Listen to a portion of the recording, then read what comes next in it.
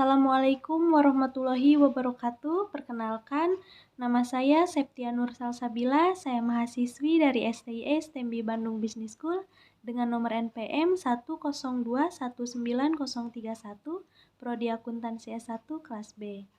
Di sini saya akan menjelaskan mengenai sejarah perkembangan akuntansi di dunia dan di Indonesia. Sejarah akuntansi di dunia pada tahun 1494,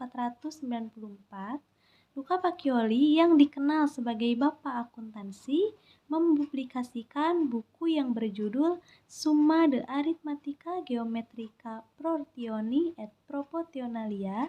Dalam buku tersebut terdapat subjudul Tractus de Computis et Scriptoris yang mengajarkan sistem pembukuan berpasangan. Sistem berpasangan adalah sistem pencatatan semua transaksi menjadi debit dan kredit.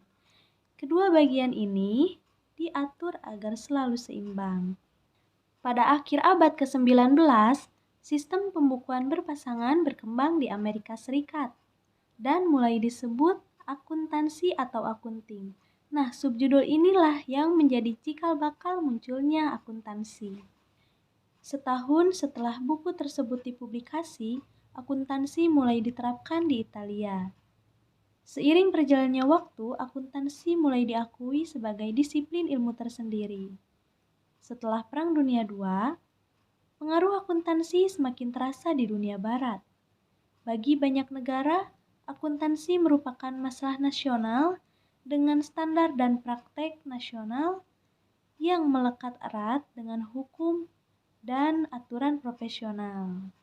Dari sistem ini, pembukuan dan laporan keuangan dapat tersusun secara sistematis dan terpadu karena dapat menggambarkan laba, rugi, kekayaan, serta hak milik perusahaan. Selanjutnya, sistem akuntansi diberi nama sesuai dengan nama orang yang mengembangkannya atau dari nama negara masing-masing. Seperti misalnya, Anglo-Sakon di Amerika Serikat dan Inggris, serta sistem kontinental di Belanda. Saat ini, sistem akuntansi yang paling banyak digunakan adalah Anglo-Sakon. Ini disebabkan karena Anglo-Sakon dapat mencatat berbagai transaksi secara lebih mudah. Di samping itu, sistem Anglo-Sakon melakukan pembukuan yang terdapat dalam satu bagian akuntansi. Sedangkan sistem lainnya justru memisahkan antara pembukuan dengan akuntansi. Selanjutnya, sejarah perkembangan akuntansi di Indonesia. Pada zaman penjajahan Belanda, perusahaan di Indonesia menggunakan sistem kontinental atau tata buku yang digagas oleh Luca Pacioli. Meskipun sama-sama berasal dari pembukuan berpasangan, tetapi akuntansi berbeda dengan tata buku. Setelah tahun 1960, akuntansi cara Amerika atau Anglo-Sakon mulai diperkenalkan di Indonesia. Seiring berjalannya waktu, akhirnya sistem pembukuan di Indonesia pun berganti dari kontinental menjadi Anglo-Sakon.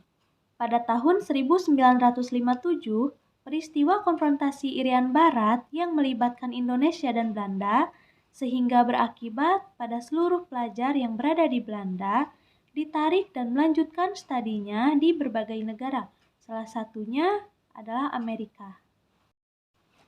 Penanaman modal asing atau PMA memberikan dampak positif terhadap perkembangan akuntansi, khususnya sistem akuntansi Anglo-Sakon. Pada perkembangan selanjutnya, akuntansi di Indonesia menerapkan pedoman standar akuntansi keuangan atau PSAK sebagai upaya penyesuaian terhadap kondisi global, peningkatan transparansi laporan keuangan, dan peningkatan kualitas laporan keuangan di Indonesia. Sekian penjelasan mengenai perkembangan akuntansi di dunia dan Indonesia dari saya. Mohon maaf bila ada kekurangan. Wassalamualaikum warahmatullahi wabarakatuh.